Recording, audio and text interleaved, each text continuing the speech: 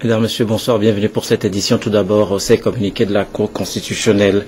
Le président de la Cour constitutionnelle porte à la connaissance des partis politiques, des candidats à l'élection présidentielle du 25 avril 2015 et de la population que la Cour constitutionnelle proclamera les résultats définitifs de la dite élection le dimanche 3 mai 2015 à 11h à son siège ici dans la cité OUA à Lomé. Deuxième communiqué, le président de la Cour constitutionnelle porte à la connaissance des partis politiques, des candidats à l'élection présidentielle du 25 avril 2015 et de la population que la Cour constitutionnelle recevra le serment du président élu le lundi 4 mai 2015 à 10h à la salle des fêtes de Lomé 2, mise en place terminée à 8h. Les deux communiqués sont signés du président Abdou Assouman. Après la publication des résultats provisoires de la présidentielle du 25 avril, la CENI revient beaucoup plus en détail sur les procédures et mécanismes dont elle s'est servie dans la remontée et la compilation des différentes données fournies par les CELI. Carmen Mathieu, Akakpo.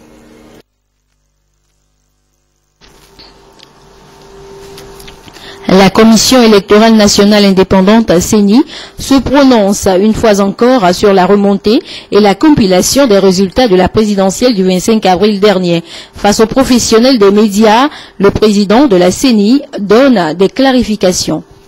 Le point de départ, c'est les bureaux de vote, où les résultats, les votes sont dépouillés, les résultats affichés. Ensuite, le président et le rapporteur du bureau de vote transporte les résultats à la CELI. À la CELI, ces résultats sont transcrits sur une fiche préalablement préparée. Et lorsque les résultats du bureau de vote sont transcrits, le président et le rapporteur du bureau de vote signent à la fin de la ligne pour attester que les résultats qui ont été recopiés sont ceux qu'ils ont apportés. Et il se passe ainsi du premier bureau de vote jusqu'au dernier. À la fin, la CELI fait les totaux et donne les résultats partiels pour ce qui concerne la CELI. Vous avez remarqué, il s'agit bien de transcription, puisque les résultats sont déjà affichés dans le bureau de vote, et si la CELI devait les modifier, ça ne serait plus conforme à ce que tout le monde a déjà vu. Il en est de même au niveau du recensement général des votes à la CENI. Nous avons pris une décision préalablement pour les CELI, pour leur donner l'orientation, et au niveau de la CENI, nous nous sommes mis d'accord sur les modalités de recensement général. Le recensement général consistait justement à transcrire ce que les CELI nous ont apporté au vu des résultats des BV que nous transcrivons. Nous faisons les sommes et on donne les résultats provisoires qui sont ensuite envoyés à la Cour constitutionnelle qui fait les arbitrages nécessaires. Sur la question des désaccords entre les membres de la CENI, Tafa Tabiou, président de la CENI, précise. À un moment donné, au niveau de la Commission électorale nationale indépendante, certains de nos collègues ont estimé qu'il fallait reprendre les résultats depuis les bureaux de vote, les disséquer bureau de vote par bureau de vote avant de procéder au recensement général des votes. Ce qui, pour d'autres, ne relevait pas de la compétence de la CENI parce qu'on ne pouvait pas le faire sans procéder à des corrections, à des redressements. Or, corrections et redressements sont un aspect du contentieux électoral qui est une activité dévolue uniquement à la Cour constitutionnelle. Il s'agit pour nous, dans l'esprit de départ, à la CENI, nous devons recopier tous les renseignements qui figurent sur ces fiches, celle-là étant celle d'Anier, nous les recopions sur notre fiche. Mais nos collègues ont estimé qu'à chaque fois, il faut disséquer. À chaque fois, il faut disséquer. 1. Cela ne relève pas de notre compétence. 2. Si ça relevait de notre compétence, on ne nous aurait pas donné 4 jours pour faire ce travail.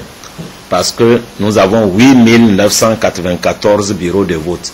Si on doit retourner aux 8994 bureaux de vote, le travail ne finirait jamais dans les 4 jours. Ça, c'est accessoire, mais en tout état de cause, le code électoral ne nous a pas confié cette mission. Donc, c'est sur ce point essentiellement qu'est né le désaccord. Il n'y a pas autre chose. Et donc, on a bien compris que nos camarades ne voulaient pas avancer. Le sentiment de retarder les activités était clair. Des manifestations, de colère, du tapage, ainsi de suite. Bon, mais clopin, on a avancé quand même jusqu'à la 15e CELI.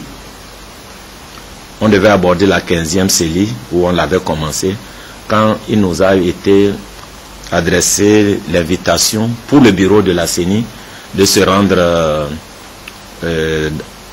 à une invitation de la commission de la CEDEAO dirigée par le président en exercice, le président du Ghana. Donc à cette occasion, à cette audience où les 4 membres du bureau étaient représentés, il nous a été clairement dit que nous devons accélérer les opérations, arrêter les discussions et pouvoir terminer dans la soirée de ce 28-là pour que le lendemain, les résultats puissent être transmis à la Cour constitutionnelle. Quand nous sommes revenus à la CENI ici, à notre siège, le vice-président est venu me voir pour me dire que lui, il est totalement atterré et qu'il est obligé de rentrer. Il était assis là et c'est sur ces entrefaits qu'on s'est séparés. Moi, je me suis concerté avec les 2 autres membres du bureau, à savoir les 2 rapporteurs, et je leur ai dit, en attendant que les autres membres arrivent, qu'ils prennent les procès-verbaux un à un pour ce qu'on n'a pas encore examiné et qu'ils relèvent les données pour faire une addition. Ils étaient en train de le faire. Il m'a proposé de venir annoncer sur leur plateau au journal de 20 heures que la proclamation des résultats allait se faire un peu plus tard dans la soirée. Nous étions sur le plateau quand le vice-président a fait irruption et disant que j'étais en train de proclamer les résultats. Je n'étais nullement en train de proclamer les résultats. Les 2 rapporteurs sont témoins. Ils n'avaient pas encore fini les additions qu'on devait soumettre à la plénière. Les membres de la CENI qui étaient également présents dans la maison sont également témoins. C'est à la suite du travail que les 2 rapporteurs étaient en train de faire que la plénière devait se réunir pour constater ce qui a été fait avant la publication. Mais l'incident créé par l'irruption du vice-président sur le plateau a fait que ensuite les membres, les représentants de CAP au sein de la CENI se sont retirés et ils sont sortis de la maison. Mais je crois qu'il y a au moins un d'entre eux, il se reconnaîtra, qui était dans la maison et qui est même venu plus tard, au moment où je présentais les résultats. Il est même rentré dans la salle où cela se faisait. Il est resté quelque temps avant de ressortir. Les 12 membres de la CENI qui ont participé à la validation des résultats que nous avons centralisés n'avaient rien à cacher. La preuve, les procès-verbaux que les CELI nous ont apportés sont là. Tous ceux qui voudraient les voir pourraient les regarder. Et si, à un moment donné, on constate que M. Tabiou a fait transcrire sur la fiche de recensement général des votes un chiffre différent de celui qui est venu des CELI, en ce moment, on pourrait s'en prendre à moi. La Commission électorale nationale indépendante CENI estime donc qu'elle n'a fait que valider les résultats rapportés par les 42 commissions électorales locales indépendantes CELI. Et pour preuve, les procès-verbaux des différentes CELI ont été envoyés aux représentations diplomatiques, aux organisations internationales et aux différentes institutions présentes au Togo. La CENI se dit disposée à répondre à toute autre question pour mieux informer les électeurs et l'opinion publique.